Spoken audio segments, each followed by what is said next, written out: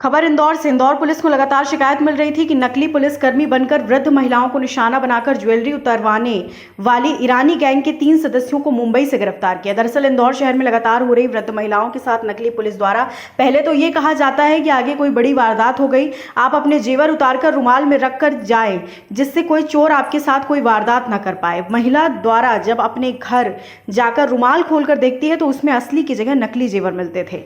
वहीं पिछले महीने की बात की जाए तो एक ही दिन में 3 वारदात को ईरानी गैंग के सदस्य अंजाम दे चुके थे। पुलिस ने सीसीटीवी फुटेज की मदद से बाइक को पुलिस द्वारा फॉलो कराया तो गैंग की जानकारी सेंधवा के ईरानी डेरे में पुलिस ने बाइक जब्त की और ईरानी गैंग की जानकारी इंदौर पुलिस मुंबई को लगी, जहां पुलिस द्वारा हुलिया बदलकर करीब 5 दिनों की मेहनत के बाद पुलिस को ईरानी गैंग के 3 सदस्यों जिसमें मुख्य सरगना यूनुस खान, हैदर ईरानी और हुसैनी ईरानी को हिरासत में लेकर पूछताछ की तो आरोपियों ने बताया कि घटना को अंजाम देने के बाद बीच रास्ते में गैंग हुलिया बदल लेती थी ताकि आगे कोई भी नहीं पहचान सीसीटीवी में न आ सके। डीसीपी आदित्य मिश्रा ने बताया, मुंबई का अंबेवली क्षेत्र है जो कि पहले रेलवे का जंक यार्ड होता था, जहां पर ईरानी लोग औरंगजेब के समय आए थे। उसी समय से करीब 1000 ईरानी परिवार द्वारा बस्ती में चाल बनाकर रहते हैं। पुलिस 3 ईरानी गैंग के सदस्यों को हिरासत में लेकर इंदौर पहुंची, जहां पुलिस द्वारा गैंग के सदस्यों से पूछताछ की जा रही है। सर, एक ईरानी गैंग को मुंबई से पुलिस पकड़ कर लाई है, किस तरह से पकड़ा और किस तरह से पूछना है? इंदौर में लगातार इस तरह की घटनाएं सामने आ रही थी, जिसमें कि कुछ लोग पुलिस वाला बनकर पर्टिकुलरली वृद्ध महिलाओं को जो सुबह अपने घर से निकलती थी उनको ये बताते थे कि आगे कोई घटना हो गई है या आजकल अपराध बहुत बढ़ रहा है, तो आप अपने जो भी जेवरात हैं इसको निकाल के रुमाल में रख के जाएं, जिससे कि कोई चोर आपके साथ कोई घटना नहीं कर सके। ऐसे पिछले 1 महीने में 2-3 ऐसे प्रकरण हुए जिसमें महिलाओं को उनने बोला कि आप अपने जेवरात निकाल के रखें और उस रुमाल में रख लें। जब घर जाके महिलाओं ने देखा तो पता चला कि वो सिर्फ एक खाली रुमाल था और जो असली जेवरात थे वो जो जिन लोगों ने बोला था वो उनको लेके गायब हो गए थे। इसमें लगातार ऐसी 2 घटनाएं मल्हारगंज में हुई थी पिछले महीने और उसी एक ही दिन में तीसरी घटना जो हुई थी वो पलासिया थाना क्षेत्र में हुई थी। जब इनको सीसीटीवी फुटेज से हमने जो बाइक्स इसमें इन्वॉल्व थी उनको फॉलो करते हुए पहुँचे तो सेंधवा के पास हमें कुछ क्लू मिले, जिसमें सेंधवा में जो ईरानी डेरा है वहाँ पर हमने जब रेड की तो हमें बाइक्स मिली और वहाँ से जो आरोपी इसमें शामिल थे उनकी जानकारी प्राप्त हुई। इसी के चलते पिछले 5 दिन से लगातार टीम्स जो मुंबई में कल्याण वाला क्षेत्र है, वहाँ अम्बी वैली करके एक क्षेत्र है, वहाँ पर काफ़ी बड़ा ईरानी डेरा है, जहाँ पर जब हमें तस्दीक हुई और मुखबिर की सूचना प्राप्त हुई तो उसके बाद हमने रेड की थी। तो वहाँ पर जो इनके गैंग मेंबर्स हैं उनमें से कुछ को हिरासत में लिया गया है।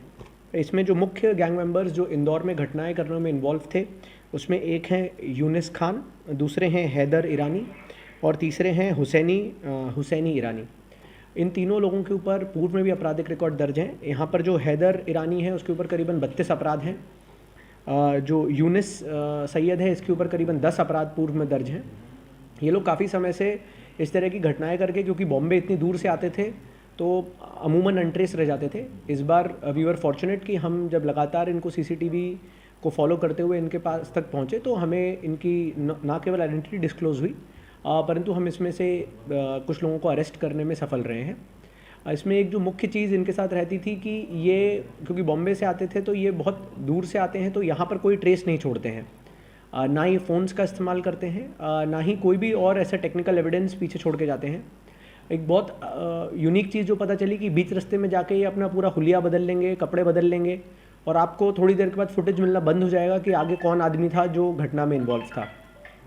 तो इस चीज़ में अभी इंदौर पुलिस को सफलता प्राप्त हुई है। सर, जो टीम पकड़ने गई थी वो हुलिया बदल कर वहाँ पर कुछ दिन रही, उसके बाद इनको पकड़ा और जिस जगह पर ये लोग रहते थे वहाँ पर मुंबई पुलिस भी नहीं घुसती थी, ऐसी भी जानकारी सामने आ रही। एक्चुअली इसमें जो अम्बी वैली क्षेत्र है वहाँ पर बहुत बड़ा रेलवे का पहले एक जंकयार्ड होता था, जहाँ पर जब ईरानी लोग औरंगज़ेब के समय आए थे तो वहाँ पर उन्होंने अपनी बस्ती बनाई थी। तो करीबन 1000 परिवार हैं जो चौल बना के रहते हैं, आपस में सभी ईरानी हैं और अनफॉर्चुनेटली सभी किसी न किसी आपराधिक उसमें जुड़े रहते हैं, इसलिए वहाँ पर अमूमन रेगुलर पुलिस भी मूवमेंट नहीं करती है।